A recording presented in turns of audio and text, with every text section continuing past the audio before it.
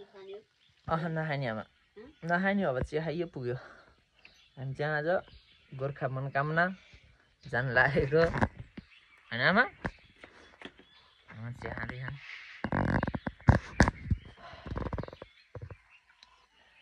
धारिङबाट है हाम्रो घरबाट चाहिँ नजिकै पर्छ गोर्खा मनोकामना आजको यात्रा चिया खाँदै खान चिया कस्तो भइरहेको आमा आमाको इन्टरभ्यू लिनु पर्यो है चिया मिठो हो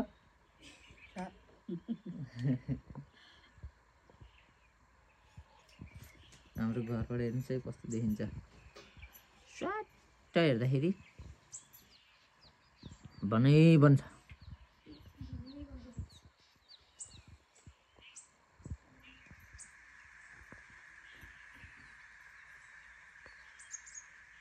घाम ठिकै उदायो भर्खर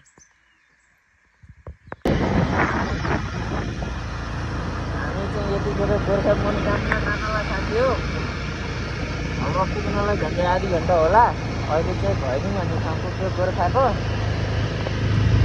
आज चट्टा मनोकामना दर्शन गरिन्छ यो झट्टै मायालाई हानौँ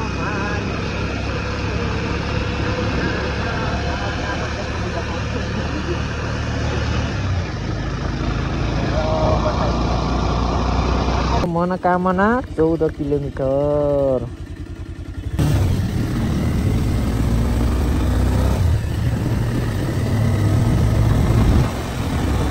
ये तो गोर्खा तो गाड़ी नहीं है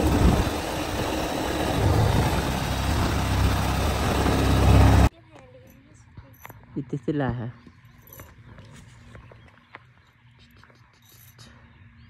हामी यतिखेर चाहिँ मनोकामना आइपुग्न लाग्यो हैन यो एउटा ढुङ्गो रहेछ साथी हो झन्डै झन्डै यो धरारा जात्रा रहेछ ढुङ्गो चाहिँ यो चाहिँ ढुङ्गो पक्कै केही न केही चाहिँ तथ्य छ तर थाहा भएन लेखेर हुन्छ कहीँ म भन्दा पनि यति हल्को छ ढुङ्गो माथि हेर्नुहोस् है माथि पुरै डाँडो छ उफ त्यस्तो माथि डाँडो छ तल खोलो छ हुने नै त्यही हो जहाँ पनि हो नि त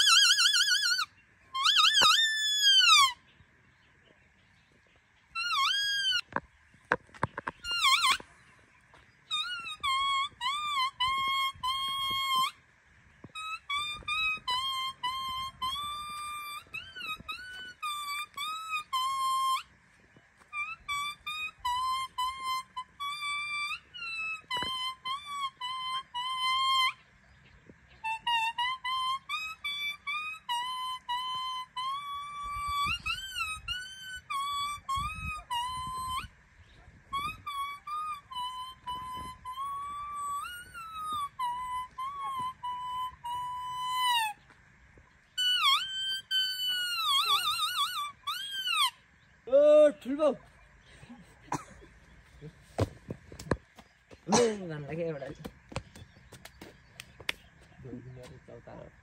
हामी मन्दिर पुग्नलाई है के लाएर अब मनोकामना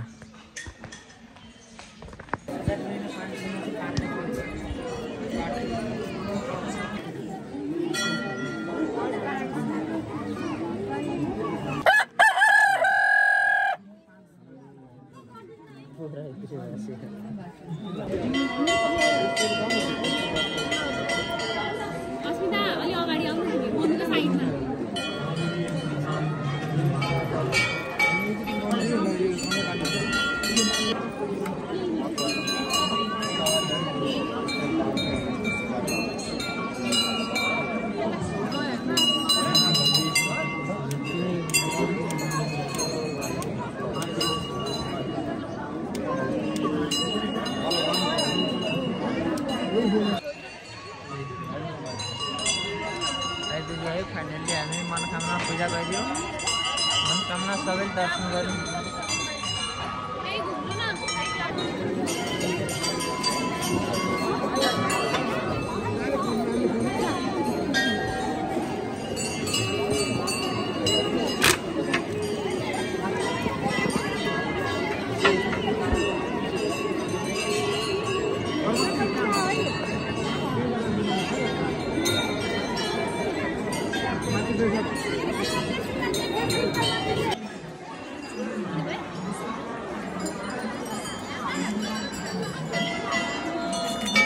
मनोकामना गरेर आएको साथी हो। यहाँ चाहिँ प्रसाद भेट्यो है बाटा।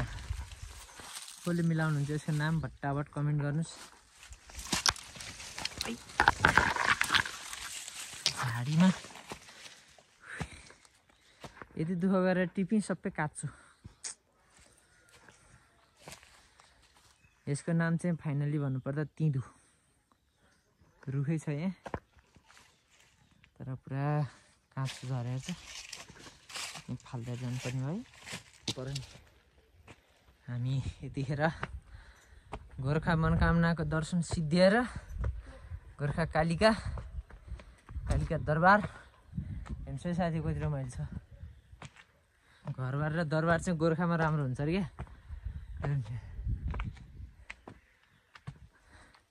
कति बज्यो? 1:30 भएछ। यहाँ पुग्दा आज बेलुका घर पुग्ने विचार छ। थकै लाएर यहीँ सुतुम भए यही सिँढीमा। त्यसका बाजे ठिक छ नि के हो बाबु तेरो पारा? यतिखेर लगभग गोर्खा दरबार पुग्न लागिसक्यो हामी। यहाँ चाहिँ हाम्रो खाजा पानी खाने विसर्जन झोला केरा हालेको यस्तो भएछ। जरा बिजोक भएछ बिजोक।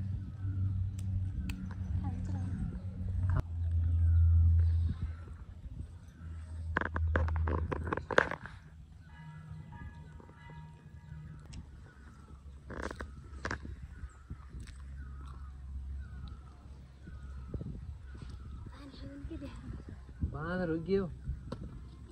केरा बोकेर जाला नि फेरि।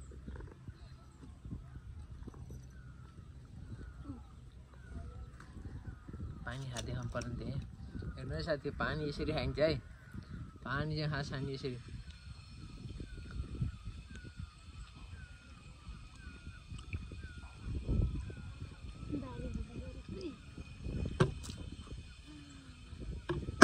एक बोतल एकचोटि सर्ट हान्नुपर्छ। दारी भिजेछ। खाइहाल है अहिले बाँदर आउँछ ल।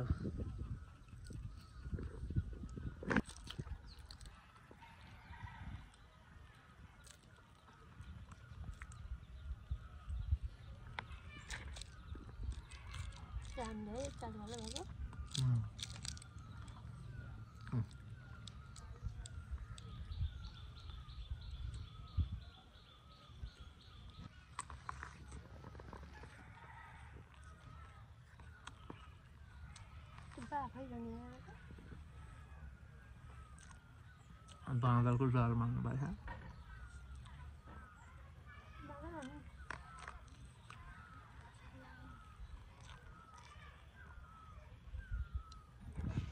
ओइ बाँदर आइयो आइयो केरा खाने भाइ आइयो। के मरिसी कि कसरी सुतेको त? 3-4 रहेछ उयो त नि। त बिरामी भयो। यो ढुङ्गामा यो कसरी उम्रियो यो? हल्लिँदैन साँच्ची यो कहाँ आयो ढुङ्गा? देउता निस्क्यो है के आएर त? ढुङ्गामा फलाम कसरी उम्रियो?